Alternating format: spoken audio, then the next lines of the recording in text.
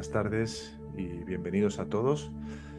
Como siempre, una alegría recibiros en esta clase de supervisión y aprovecho para darle la bienvenida a los hermanos que se incorporan por primera vez a la escuela. Compartir un poco esta clase de supervisión tiene la vocación de ser un espacio en el que está dividido en dos partes. Una primera parte orientada a la explicación de la práctica, en este caso quincenal, y también para que podáis compartir vuestras impresiones o vuestras primeras sensaciones con la práctica.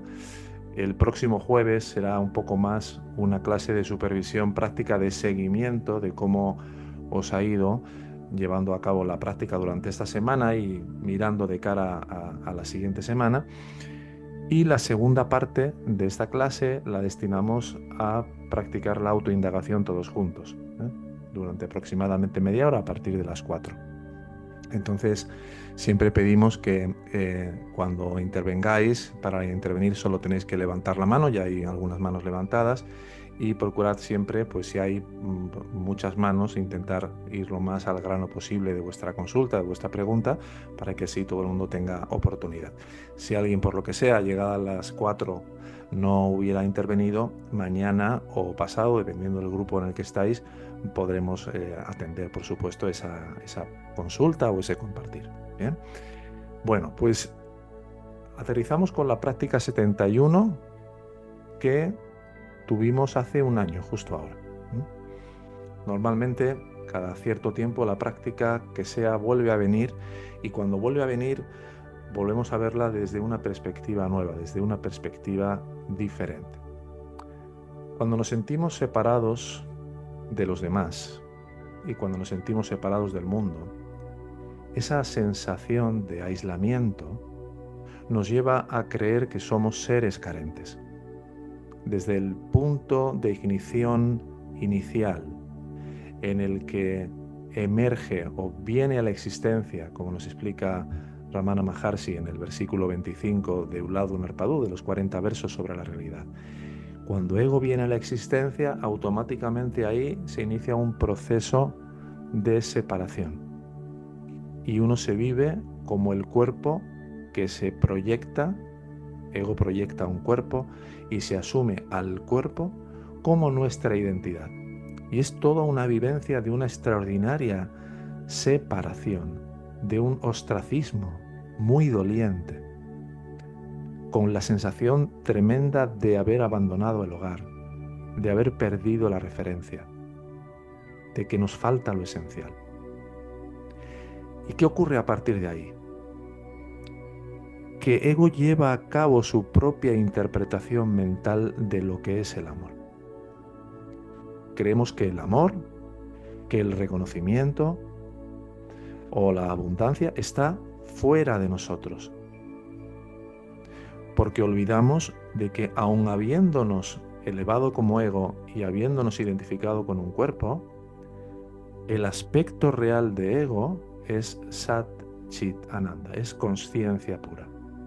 De hecho, en el versículo 26 al que aludía antes, al 25, al 26 se dice: y cuando mires directamente a eso que mira, cuando atiendas a eso que es consciente o que es presencia para las manifestaciones y los fenómenos del mundo, te darás cuenta de que este ego tomará vuelo. Tomar vuelo es que desaparece la percepción de que hay un ego viviendo una vida como un jiva, como un alma, como un cuerpo-mente, cuando abandonas y retiras completamente la atención de todo lo que el propio ego proyecta como un cuerpo, como pensamientos, en la forma de experiencias, etcétera, etcétera. O es la única manera de trascender la ilusión de que este ego alguna vez ha venido a la existencia cuando accedemos a través de la autoatención o la autoindagación a solo y únicamente ser conscientes de nosotros mismos como esta presencia sin forma. Con lo cual, este sentido de separación, de ser un yo limitado, no es más que el propio ego fortaleciéndose en su identidad. Te identificas con un cuerpo y con todos los pensamientos que este cuerpo-mente, porque cuando hablamos de cuerpo hablamos de 5 cuerpos, físico, energético, mental, intelectual y causal. Todo eso en sí mismo propicia una vivencia de generación de más pensamientos a través de los cuales extenderse este ego y multiplicarse en miles de fragmentaciones. Entonces, cuando se está viviendo toda esta multiplicación, esta diseminación fragmentaria, de empezar a vivirnos como un cuerpo, luego vivirnos a través de un hijo, vivirnos a través de un trabajo, identificarnos con una nación, con un equipo de fútbol. Todo el tiempo estamos en un proceso de identificación porque no sabemos reidentificarnos con lo que somos en realidad. ¿Y qué ocurre cuando tú estás constantemente creyendo que al identificarte con un equipo de deporte, con una nación, con un partido político, con una pareja, con un hijo, te vas a encontrar a ti mismo? Que te aíslas más, te separas más. Cuanto más te identificas con lo que no eres, más te sientes dividido, más te sientes abandonado a tu suerte en este sueño. Entonces, esa identificación con el cuerpo y con los pensamientos da lugar a que nazca un sentimiento de falta. Ese habernos limitado a nosotros mismos, a las fronteras de un cuerpo separado de miles o millones de cuerpos, ya de por sí genera una sensación de falta. Estamos en un estado de limitación, de falta. Y lo paradójico aquí es que a nivel profundo, este estado de carencia o de falta nos ofrece otro tipo de satisfacción distorsionada. O sea, ego, en su deseo de mantenerse separado, alimenta la ilusión de la escasez. Repito esto. Ego, en su afán de mantenerse separado, es decir, de recrear y de reforzar ese sentimiento de que estoy separado, con ello se alimenta la ilusión de la escasez, de la falta. ¿Por qué? Porque en el fondo este yo limitado obtiene un placer perverso al sentirse víctima, al justificarse en su incompletitud. Es una ganancia oculta. Decimos siempre, es una ganancia oculta, un placer mortífero que mantiene viva la ilusión de la insuficiencia. Dicho de manera práctica, nos aferramos fuertemente a esa historia de no merezco. Y en ese aferramiento, ego se siente seguro en su propia prisión. Es una trampa sutil. Ego no busca disolver la carencia, sino perpetuarla. Porque ahí, precisamente, encuentra la razón de ser, su razón de ser particular. Si la naturaleza de ego es separación, si la naturaleza propia de ego es limitación, falta, porque en contraste con la realidad de lo que realmente somos, que es plenitud, que es abundancia ilimitada, que es amor infinito, que es inteligencia infinita, que es lo que vamos a experimentar aquí cuando nos vivimos como lo que no somos. Entonces, lo curioso aquí es que ego se va a identificar con los logros, con la búsqueda incesante de amor, con el querer obtener éxito. Curioso, ¿eh? Porque pareciera que nos propone que así seremos plenos. Parece que cualquier búsqueda de alcanzar algo nos hará sentirnos plenos, nos dará por fin el tan anhelado tesoro del recuerdo de nuestro hogar. Pero ¿qué pasa? Que cuando eso no llega, nos sentimos justificados en el sufrimiento que experimentamos por no haberlo logrado. Y claro, es un sufrimiento que a veces no nos damos cuenta que lleva implícito una satisfacción oscura. Porque mientras más sufro en mi separación, más fuerte se vuelve mi sentido de ser un yo separado. luego es la zanahoria. Por eso decimos que este es un camino para perderlo todo. Y cualquier camino que os ofrezca o os proponga lograr algo, cuando hablamos de la iluminación o del nirvana o del Sahaya Nirvikalpa Samadhi, no es un logro del yo, sino es a pesar del yo, aparte del yo. Ese yo tiene que reducirse enormemente. Tienen que caer todos nuestros apegos, todas nuestras aversiones, todas nuestras adicciones, todas nuestras búsquedas de completitud a través de lo que no puede completarnos. Así que aquí la pregunta clave que entiendo que surgiría es: ¿cómo puedo detectar ese placer escondido? Y aquí la invitación es: empieza a observar con honestidad cómo ego se deleita en sus dramas. ¿Hay un pequeño goce? Puedes preguntarte, ¿hay un pequeño goce cuando te sientes víctima? ¿Cuando puedes decir que no te sientes suficiente? ¿Sientes en esa falta o en esa escasez? ¿Sientes que esa falta o que esa escasez te hace aferrarte a una identidad, a un papel que te da un sentido en el mundo?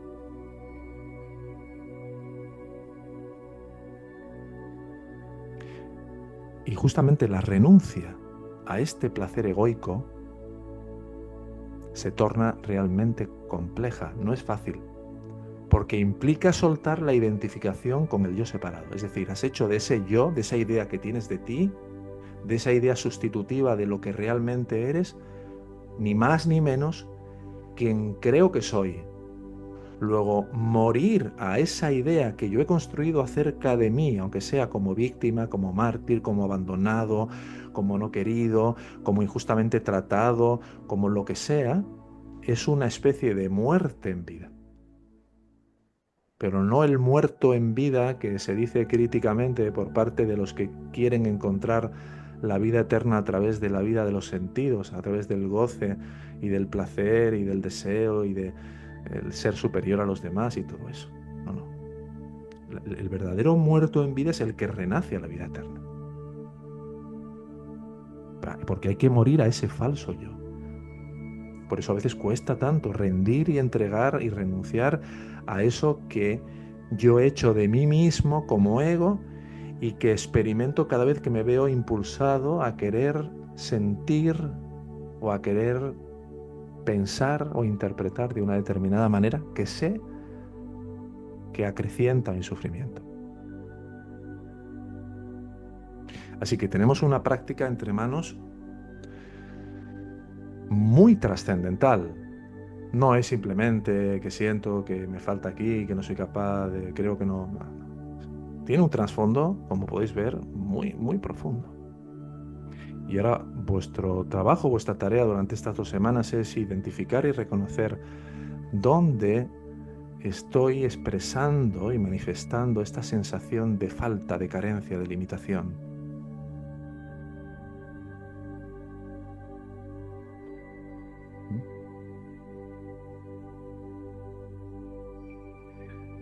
Así que antes de dar paso a lo que queráis compartir o preguntar, os invitaría a haceros algunas preguntas que creo que os van a ayudar en el buen desempeño, ¿no?, de esta práctica. La primera pregunta es: ¿puedes notar si en lo profundo hay una parte de ti que se siente satisfecha en su sufrimiento y que justifica su propia historia de falta, de carencia o de limitación? Repito, ¿puedes notar si en lo profundo hay una parte de ti que se siente satisfecha en su sufrimiento o que justifica su historia de carencia o de limitación?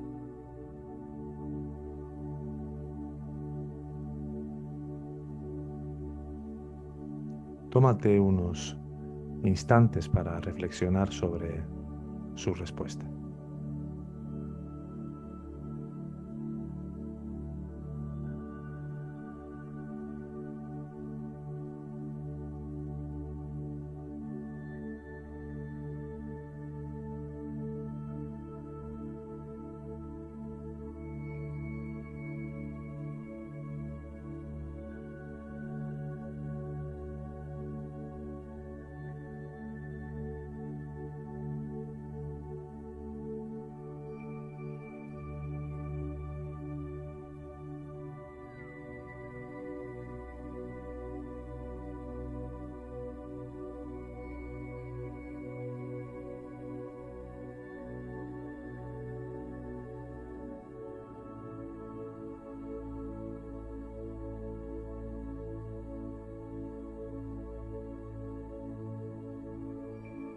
Te hago otra pregunta. No te preocupes, si necesitas reflexionar más tiempo, podrás hacerlo cuando recibas la grabación y dedicarle el tiempo que consideres.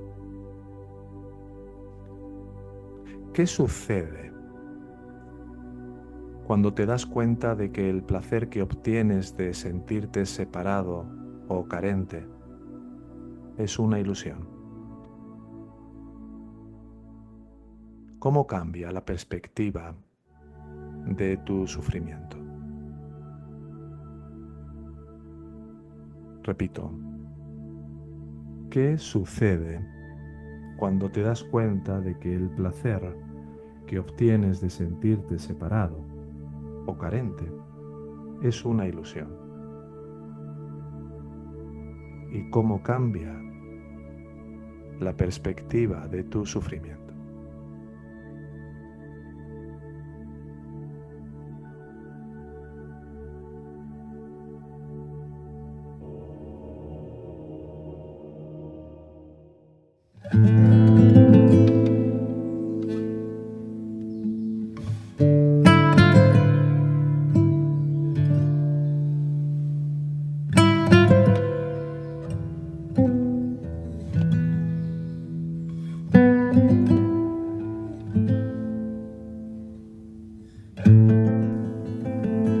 Si quisieras dar un salto cuántico en tu camino espiritual, escríbenos a hola@yosoytumismo.com.